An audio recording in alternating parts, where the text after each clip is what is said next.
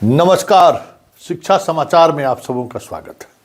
और आज हम शिक्षा समाचार में बात एसटी शिक्षकों के प्रतिनिधि मंडल ने पटना हाईकोर्ट में एक वेतन रिवीजन को लेकर याचिका दायर किए थे। आज उस पर सुनवाई हुई है और सरकार को 8 सप्ताह के बाद जवाब देने को कहा गया। तब समझ आई कितने दिनों के बाद वो सुनवाई होगी। लेकिन हम इससे पहले भी कई मौके पर ये बात हमने कही है कि शिक्षकगण बात बात पर जो आप लोग कोर्ट में जाते हैं, जरा गौर करिए कि कोर्ट के कितने फैसले आपके पक्ष में आए हैं। और जो पक्ष में भी आया है, सरकार के जब तक इच्छा नहीं हुई, सरकार पर राजनीतिक दबाव नहीं पड़ा, तब तक क्या वो आदेश का अनुपालन हो पाया क्या? जब सेवा निरंतरता और वेतन विसंगति को लेकर जब सवाल खड़े हो रहे थे, जिस तरीके से चीज़ें माहौल बन रहा था, हमें लगता है कि कोर्ट में जाने के बाद ये मामला बरसों तक उलझ कर रह जाए तो कोई बड़ी बात नहीं होगी। क्योंकि कोर्ट में जाकर आपने सरकार को मौका दे दिया है अपनी दलील देने का। अरे वैसे भी वैकेंसी के 4 साल बाद आप बहाली कर रहे हैं तो कम से कम 4 इंक्रीमेंट तो आपको देना ही होगा। ये तो कह सकते हैं कि वैसे भी न्याय की बात है, न्याय संगत चीज़ है। लेकिन जो चीज़ें कोर्ट के माध्यम से आप करने जा रहे हैं, जिस तरीके से सरकार पर दबाव बना रहे हैं, आने वाले समय में ये मामला लंबे अवधि तक खिंच जाए तो ये कोई बड़ी बात नहीं होगी। और हमें लगता है कि आपका जो वेतन सब है ना, कोर्ट में केस करा दो, चंदा वसूली करो, पटना में रहने खाने पीने का व्यवस्था हो गया, अपना मस्ती करते रहना है। फिर हम खबर चलाएंगे, फिर हमको ट्रोल करेगा कि देख लीजिए शिक्षक विरोधी आदमी है। अरे भाई, ये इस बात को आप समझिए कि हर बात पर कोर्ट जाने से सरकार भी असहज होता है। और कोर्ट में आजकल कौन है, कहाँ आप न्याय मांगने जा रहे हैं? कुछ अलग आपको कुछ देखने को मिलेगा क्या? कुछ नई बात आपको समझने को मिलेगा क्या? कुछ भी ऐसा नहीं होता है। बहुत सारी चीज़ें सरकार की सहूलियत के लिए डिसीजन होता है।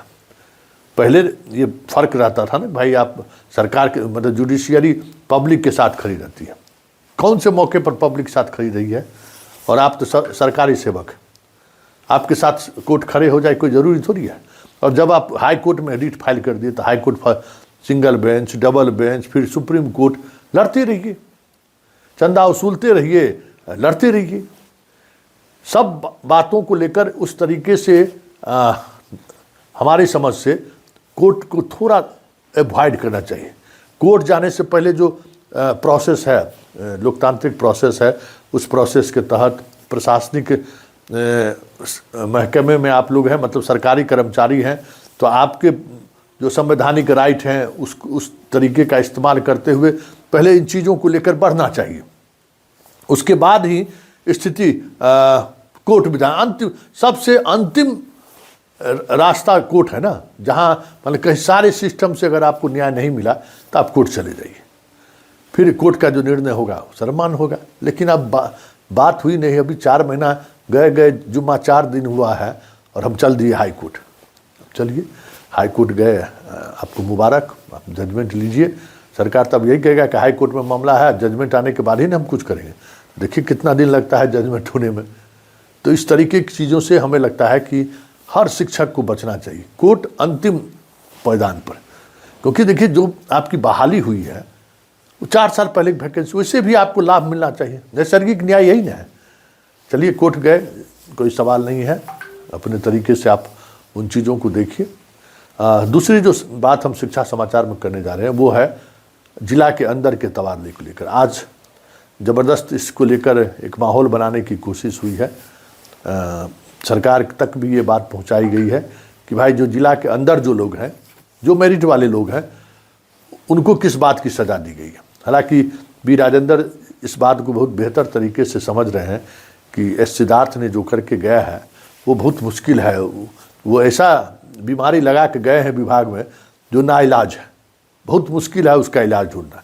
सब के सारे लोग स्कूल अदल बदले, एक स्कूल में 4 टीचर एक ही विषय का आके ज्वाइन किए हैं। अभी सब हैरान है कि कैसे हो गया।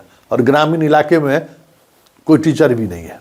और ग्रामीण इलाके में अगर किसी की पोस्टिंग भी हुई तो पता चला दानापुर दियारा में दे दिया है महिला को पोस्टिंग। अब ये सारी विसंगतियां हैं जिसको लेकर शिक्षक परेशान है, जिला के अंदर वाले परेशान हैं। अब टीआरई 2 को कर दिए, टीआरई 3 अलग ही अपना ट्विटर अभियान चला रहा है। मतलब हर कोई किसी न किसी तरीके से तबादले को लेकर अभी भी उसी तरीके का मुहिम चला रहे हैं जो मुहिम पिछले 2 वर्षों से चला आ रहा है।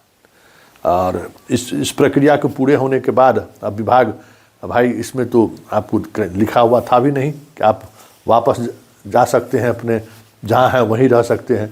एक नई चीज़ें सामने आई हैं कि इस तबादला को जो स्वीकार नहीं कर रहे हैं टीचर, क्योंकि बहुत सारे टीचर स्कूल जा कर देख रहे हैं कि स्कूल अगर उनके अनुकूल नहीं है ना तो ज्वाइन नहीं करेंगे। बहुत सारे टीचर फ़ोन करते हैं कि सर देखिए ना, मधुबनी जिला में हमारा था और दरभंगा जिला कर दिया, मधुबनी जिला में हम सकड़ी के पास थे तो मनीगाछी घर था, आ गए, अब दरभंगा जिला में हमको कुछ से सर स्थान कर दिया है, अब घर से 60 किलोमीटर दूर हो गए, सर हम ज्वाइन नहीं करना चाहते हैं, इसका क्या विकल्प हो सकता है? तो हमको भाई आपके इस शिक्षा कोर्स पर पहले तो विकल्पों था कि आप उस फैसले के ऊपर अमल करने से मना कर सकते हैं, लेकिन इस बार तो ऑप्शन नहीं है।